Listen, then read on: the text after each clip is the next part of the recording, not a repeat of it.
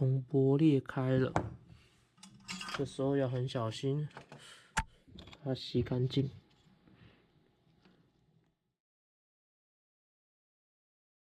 又有记忆卡、读卡机啊！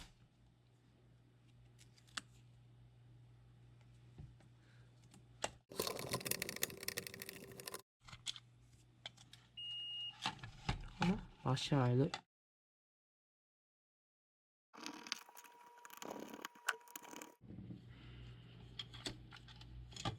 盘子在这里，它没有记忆卡的插槽的盘子啊，因为它只是一个模子而已。这时候呢？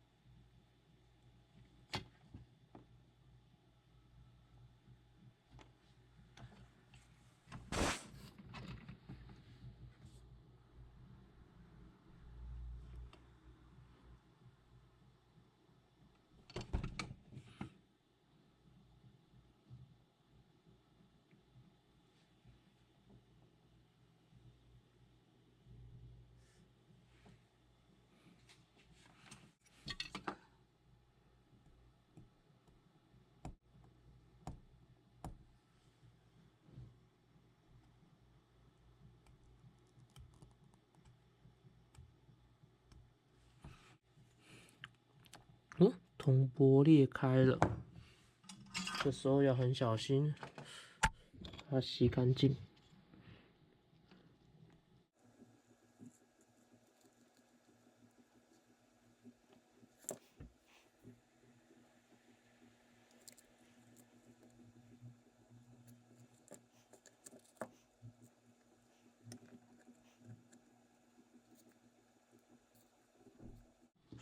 好，这个地方要特别小心哈，因为它铜箔已经裂开，已经破掉了。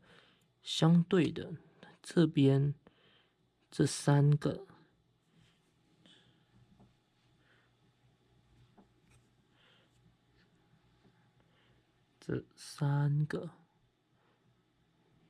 已经裂开了。这三个可能是麦克风的正哦，那必须要做的是，先把它刮开，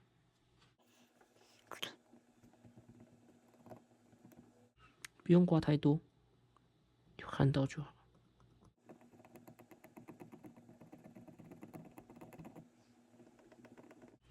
好，这三个都已经有这个洗了嘛，哈，这边就要特别小心了。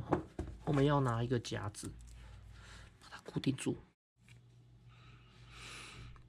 这三根用7包线拉过去，像这样。